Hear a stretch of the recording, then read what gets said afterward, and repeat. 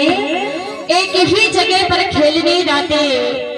एक दिन उत्तम कुमार कहने लगा, भैया आज हम ऐसा खेल खेलेंगे जिसमें सारे बच्चे अपने अपने माता पिता का नाम बताएंगे। सारे बच्चे अपने अपने माता पिता का नाम बताएंगे। सारे बच्चों ने तो अपने अपने माता पिता का नाम बता दिया, लेकिन जब ध्रुव की बारी आई तो ध्रुव महाराज जी मेरे भगवत प्रेमियों, मैया का तो नाम बता दिया लेकिन पिता का नाम नहीं बता पाए। पिता का नाम नहीं बता पाए क्योंकि उन्होंने जन्म से कभी पिता को देखा ही नहीं था। कैसे है पिताजी? उत्तम कुमार कहने लगा, ध्रुव कल अपनी मैया से पिता का नाम पूछ करके आना। अगर तुमने पिता का नाम नहीं बताया तो मैं तुम्हें खेल में खिलाऊंगा नहीं, मैं तुम्हें खेल में नहीं खिलाऊंगा। ध्रुव महाराज अपनी मैया सुनीति के पास में पहुंचे। जवाब दिया, मैया हमारे पिताजी कौन है? हमारे पिताजी कौन है? हमारे पिताजी कौन है? रानी सुनीति कहने लगी, मेरे लाल अरे आज तक तो तूने पिता का नाम नहीं पूछा, आज पिता की याद कहां से आ गई? ध्रुव महाराज कहने लगे, भैया आज मैं खेल में खेल रहा था तो मेरे मित्रों ने मुझसे कहा है कि अगर मैं पिताजी का नाम नहीं बता पाया तो वो हमें खेल में नहीं खिलाएंगे। कहते हैं राज हट, बाल हटे और प्रिया हट, ये हटे बहुत बुरी होती है ना? दिला दे राजा अगर हट कर ले तो निर्दोष को फांसी दिला दे। बच्चा अगर हट कर ले कि हमें मिट्टी का हाथी चाहिए, असली हाथी नहीं पसंद आएगा, मिट्टी का ही हाथी चाहिए। और पत्नी अगर हट कर ले, प्रिया है ना, पत्नी अगर हट कर ले कि हमें 5000 की साड़ी चाहिए तो चाहे खेती बाड़ी घर द्वार लली लला सब बिक जाए मगर ये साड़ी फिर 5000 की पहनेगी, है ना?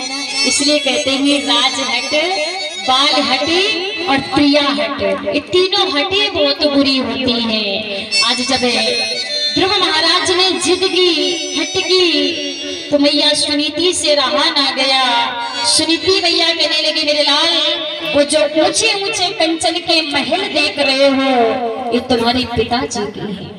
वो कंचन के महल देख रहे हो ये महल तुम्हारे पिताजी के हैं।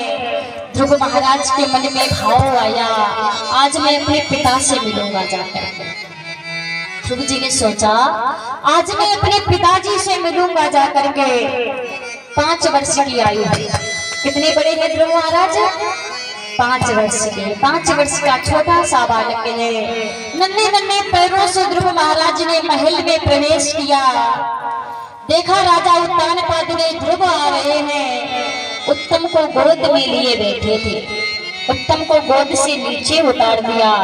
दौड़ करके ध्रुव महाराज को गोद में उठा लिया है। आज जैसे ही ध्रुव महाराज को गोद में उठाया, कहते हैं प्रत्येक गांव में 2-4 चुगलखोर तो होते ही है ना?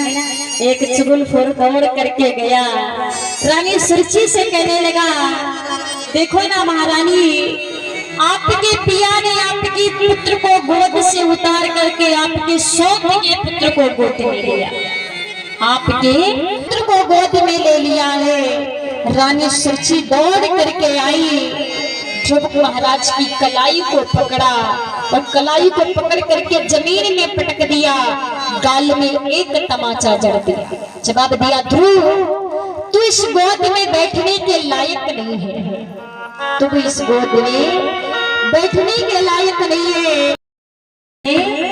एक ही जगह पर खेलने जाते। एक दिन उत्तम कुमार कहने लगा, भैया आज हम ऐसा खेल खेलेंगे जिसमें सारे बच्चे अपने अपने माता पिता का नाम बताएंगे। सारे बच्चे अपने अपने माता पिता का नाम बताएंगे। सारे बच्चों ने तो अपने अपने माता पिता का नाम बता दिया, लेकिन जब ध्रुव की बारी आई तो ध्रुव महाराज जी मेरे भगवत प्रेमियों, मैया का तो नाम बता दिया लेकिन पिता का नाम नहीं बता पाए। पिता का नाम नहीं बता पाए क्योंकि उन्होंने जन्म से कभी पिता को देखा ही नहीं था। कैसे है पिताजी? उत्तम कुमार कहने लगा, ध्रुव कल अपनी मैया से पिता का नाम पूछ नहीं बताया तो मैं तुम्हें खेल में खिलाऊंगा नहीं, मैं तुम्हें खेल में नहीं खिलाऊंगा। ध्रुव महाराज अपनी मैया सुनीति के पास में पहुंचे, जवाब दिया, मैया हमारे पिताजी कौन है, हमारे पिताजी कौन है, हमारे पिताजी कौन है। रानी सुनीति कहने लगी, मेरे लाल अरे आज तक तो तूने पिता का नाम नहीं पूछा, आज पिता की याद कहां से आ गई। ध्रुव महाराज कहने लगे, भैया आज मैं खेल में खेल रहा था तो मेरे मित्रों ने मुझसे कहा है कि अगर मैं पिताजी का नाम नहीं बता पाया तो वो हमें खेल में नहीं खिलाएंगे। कहते हैं राज हट, बाल हटे और प्रिया हट, ये हटे बहुत बुरी होती है ना। दिला दे राजा अगर हट कर ले तो निर्दोष को फांसी दिला दे, बच्चा अगर हट कर ले कि हमें मिट्टी का हाथी चाहिए, असली हाथी नहीं पसंद आएगा, मिट्टी का ही हाथी चाहिए। और पत्नी अगर हट कर ले, प्रिया है ना, पत्नी अगर हट कर ले कि हमें 5000 की साड़ी चाहिए तो चाहे खेती बाड़ी घर द्वार लली लला सब बिक जाए मगर ये साड़ी फिर 5000 की पहनेगी, है ना। इसलिए कहते हैं राज हट, बाल हटी और प्रिया हट, ये तीनों हटे बहुत बुरी होती हैं। आज जब ध्रुव महाराज ने जिद की, हट की, तो मैया सुनीति से रहा ना गया। सुनीति मैया कहने लगी, मेरे लाल वो जो ऊंचे ऊंचे कंचन के महल देख रहे हो ये तुम्हारे पिताजी के हैं, वो कंचन के महल देख रहे हो ये महल तुम्हारे पिताजी के हैं। ध्रुव महाराज के मन में भाव आया, आज मैं अपने पिता से मिलूंगा जाकर। ध्रुव जी ने सोचा आज मैं अपने पिताजी से मिलूंगा जाकर के। 5 वर्ष की आयु है, कितने बड़े हैं ध्रुव महाराज, 5 वर्ष के, 5 वर्ष का छोटा सा बालक है। नन्हे नन्हे पैरों से ध्रुव महाराज ने महल में प्रवेश किया। देखा राजा उत्तानपाद ने ध्रुव आ रहे हैं, उत्तम को गोद में लिए बैठे थे, उत्तम को गोद से नीचे उतार दिया, दौड़ करके ध्रुव महाराज को गोद में उठा लिया है। आज जैसे ही ध्रुव महाराज को गोद में उठाया, कहते हैं प्रत्येक गांव में 2-4 चुगल फोड़ तो होते ही है ना।